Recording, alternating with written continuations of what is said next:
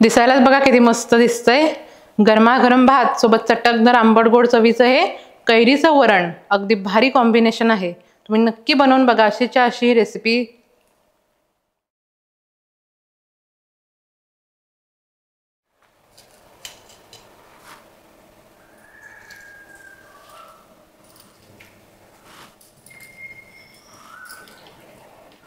नमस्कार, मी कृष्णाई श्रीकांत गजने आपल्या या स्वयंपाकघरात तुमचं खूप खूप मनापासून स्वागत करते।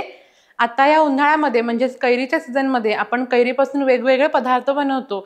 आपल्या चॅनलवरती रेसिपी आहेतच, म्हणजे कैरीचा भात आहे, कैरीची चटणी आहे, कैरीचं पन्हं आहे, त्याचबरोबर कैरीपासून आम्ही कढी बनवून दाखवलेली आहे आणि आंबे डाळ आहे। अशा वेगवेगळ्या प्रकारच्या रेसिपी आहेत। त्यातलीच आजची दुसरी रेसिपी म्हणजे कैरीचं वरण।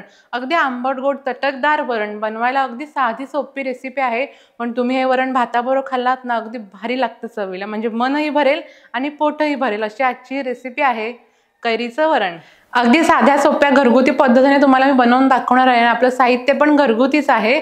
त्यासाठी लागणार आपण साहित्य पाहूया। त्यासाठी इथे मी 1 वाटी अशी तुरीची डाळ घेतली आहे आणि अर्धी वाटी अशी मुगाची डाळ घेतली आहे। इथे मी अर्ध्या प्रमाणात मुगाची डाळ वापरलेली आहे। तुम्ही दोन्ही डाळी समप्रमाणात घेतलात तरीही चालेल, किंवा नुसत्या तुरीच्या डाळीचं तुम्हाला वरण बनवायचं असेल तरीही चालू शकतं, किंवा नुसतं तुम्ही मुगाचं वरण बनवलात हे कैरीचं वरण तरीही चालेल, तुमच्या आवडीनुसार। पण वरण बनवताना कसं तुम्ही तुरीच्या डाळीबरोबर थोडी अशी मुगाची डाळ घ्यायचीच हा, कारण मुगाची डाळ वापरल्याने कसं वरणाला मस्त चव पण लागते आणि वरणाला घट्टपणा पण येतो, त्यामुळे थोडी अशी मुगाची डाळ वापरायची। वरण बनवण्यासाठी इथे मी अशी एक कैरी घेतलेली आहे। त्यानंतर इथे मी फोडणीसाठी 1 चमचा अशी मोहरी घेतली आहे, 1 चमचा जिरं, 2 टाळे असा कढीपत्ता घेतलाय, 4 अशा हिरव्या मिरच्या अशा तिरक्या तिरक्या मी कापून घेतल्या आहेत। हे बघा अशा कापून घ्यायच्यात आपल्याला, म्हणजे सगळा तिखटपणा मस्त असा वरणात उतरेल। 7 ते 8 लसणीच्या पाकळ्या साली काढून अशा बारीक बारीक चिरून घेतल्यात। अर्धा चमचा अशी हळद घेतली आहे, पाव चमचा हिंग घेतलाय, बारीक चिरलेली कोथिंबीर आणि 1 खडासा गुळाचा घेतलेला आहे, चवीपुरता मीठ आणि फोडणीसाठी तेल आणि पाणी एवढंच साहित्य। आता आपण वरण बनवायला सुरुवात करूया।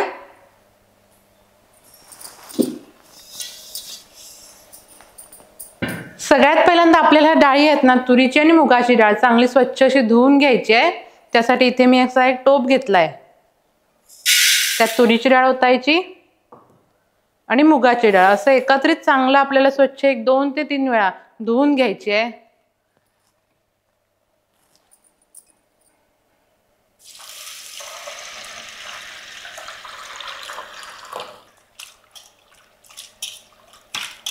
डाळी मी चांगल्या स्वच्छ अशा धुवून घेतलेल्या आहे। आता आपल्याला ह्या डाळी चांगल्या अशा शिजवून घ्यायच्या आहेत, त्यासाठी ह्याच्यात मी पाणी ओतते, म्हणजे डाळी चांगल्या अशा शिजल्या पण पाहिजेत आणि त्याच्या कणाचे अख्खे पण थोडे थोडे राहायला पाहिजेत। त्या अंदाजाने ह्याच्यात मी पाणी ओतून आता आपण ही डाळ शिजवून घेऊया। सगळ्यात पहिल्यांदा आपल्याला गॅस फास्ट करून ह्या डाळीला असा कड काढून घ्यायचा आणि नंतर आपल्याला गॅस थोडासा कमी करून डाळ चांगल्याची शिजवून घ्यायची। वरण बनवण्यासाठी आज मी तुम्हाला डाळ टोपात शिजवून दाखवते। तुम्ही कुकरमध्ये शिजवला तरीही चालेल, कुकरला 2 शिट्ट्या काढायच्या, डाळ छान अशी शिजते। डाळीला चांगला असा कड आलेला आहे आणि हा वरती दिसतोय ना फेस, तो आपण असा काढून घ्यायचा। डाळीला चांगला असा कड आला की गॅस आपल्याला कमी करायचा आहे आणि ह्यावरती आपल्याला असं पोकळ झाकण ठेवायचं आहे आणि डाळ आपल्याला चांगलीशी शिजवून घ्यायची आहे। म्हणजे डाळ शिजली पण पाहिजे आणि डाळीचे कण असे अख्खे पण थोडे थोडे राहायला पाहिजेत, म्हणजे वरणाला मस्त अशी चव येते आणि खायला पण खूप छान लागतं। वरण बनवण्यासाठी आज मी अशी एकच कैरी घेतली आहे। कैरीचं वरण आहे म्हटल्यावर आपण कैऱ्या जास्त घ्यायच्या नाहीत, नाही तर वरण पण भरपूर असं आंबट होईल। अशी एक कैरी घेतली आहे, त्याची आता आपण साली काढून घेऊया। पण त्याआधी तुम्हाला सांगते, तुम्हाला किती वरण आंबट हवंय, कैरीची चव तुम्हाला किती हवंय त्या अंदाजाने अशी कैरी घ्यायची। त्याचं प्रमाण तुम्ही तुमच्या आवडीनुसार कमी जास्त करू शकता।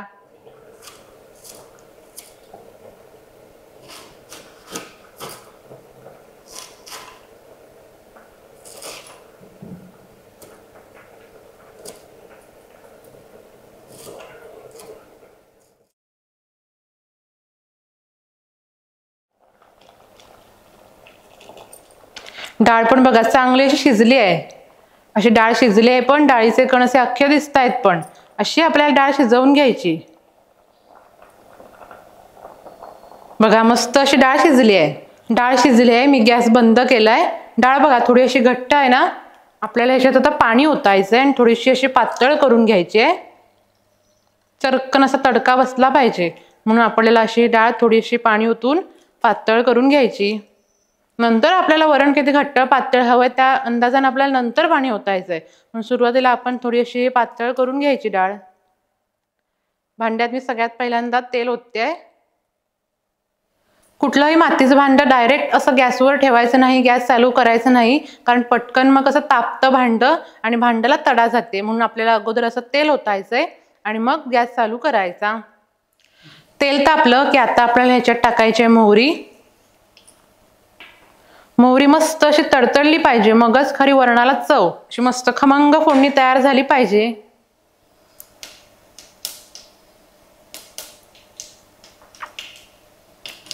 मोहरी अशी तडतडली की ह्यात टाकायचंय जिरं. जिरं असं मस्त फुललं की आता आपल्याला ह्याच्यात टाकायचंय बारीक चिरलेला लसूण. लसूण असं थोडासा जास्त टाकायचा, वरणाला मस्त चव लागते. त्यानंतर आपल्याला ह्याच्यात टाकायची मिरची. तुम्हाला वरण किती तिखट हवंय त्या अंदाजाने अशी मिरची टाकायची. त्यानंतर कढीपत्ता. अशी फोडणी जरा अशी परतवून घ्यायची. बघा कशी मस्त अशी फोडणी तयार झाली आहे ना. अजिबात करपली नाहीये. गॅस कमीच करून आपल्याला ही फोडणी तयार करायची. गॅस जरा जरी फास्ट केलात ना की मोहरी जिरं लसूण असं सगळं करपतं. म्हणून आपण गॅस कमी करून अशी मस्त खमंग फोडणी तयार करायची. लसूण मिरची आपल्याला थोडीशी अशी लाल करून घ्यायची आहे. वरणाला कशी सगळ्यात महत्त्वाची म्हणजे फोडणी. फोडणीच कशी महत्त्वाची आहे या वरणाला. फोडणीचीच खरी चव आहे. त्यामुळे आपल्याला फक्त फोडणी काळजीपूर्वक तयार करायची. लसूण अशी थोडीशी लाल झाली की आपल्याला ह्याच्यात टाकायचं हिंग आणि हळद.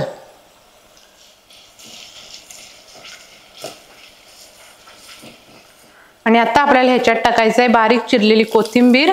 थोडी कोथिंबीर अशी फोडणीत टाकायची आणि थोडी कोथिंबीर नंतर वरण तयार झाल्यावर टाकायची.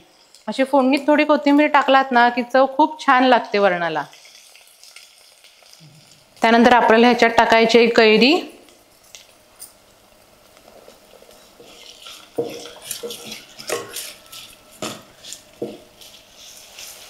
अशी कैरी फोडणीत परतवून घेतली की आता आपल्याला ह्याच्यावरती झाकण ठेवायचं आणि गॅस थोडासा वाढवायचा आहे आणि कैरीला एक अशी वाफ द्यायची आहे. म्हणजे कैरी आपल्याला थोडीशी नरम करून घ्यायची.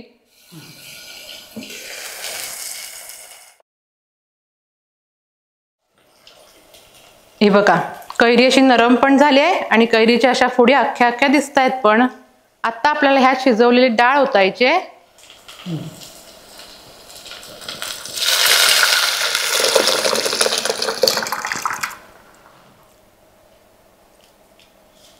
कशी मस्त खमंग फोडणी बसली आहे बघा वरणाला. आणि वरण बघा कसं थोडंसं असं घट्ट वाटतंय ना. तुम्हाला किती वरण घट्ट पातळ हवंय त्या अंदाजाने ह्याच्यात आत्ताच पाणी ओतायचं. मी अजून ह्यात थोडंसं पाणी ओतते.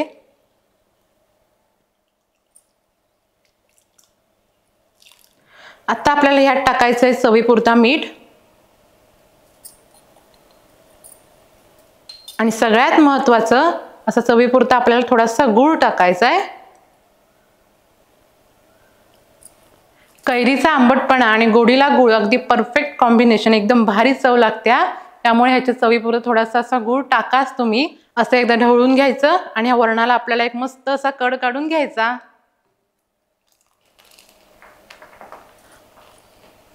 वरणाला बघा किती मस्त असा कड आलाय. आता आपल्याला गॅस कमी करायचा आहे आणि फक्त 1 ते 2 मिनिटं आपल्याला हे वरण शिजवून घ्यायचं. शिजवून घ्यायचं म्हणजे सगळ्या फोडणीची चव ह्या डाळीत उतरायला पाहिजे. अशी कैरीचा मस्त चटकदारपणा डाळीला लागायला पाहिजे. म्हणून 1 ते 2 मिनिटं आपल्याला गॅस कमी करून ही डाळ थोडी शिजवून घेऊया. गरमागरम चटकदार हे फोडणीचं वरण खाण्यासाठी तयार आहे.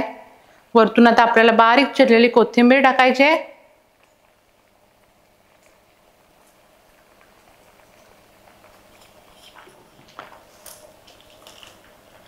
दिसायलाच बघा किती मस्त दिसतंय. गरमागरम भात सोबत चटकदार आंबट गोड चवीचं हे कैरीचं वरण अगदी भारी कॉम्बिनेशन आहे. तुम्ही नक्की बनवून बघा अशीच्या अशी ही रेसिपी।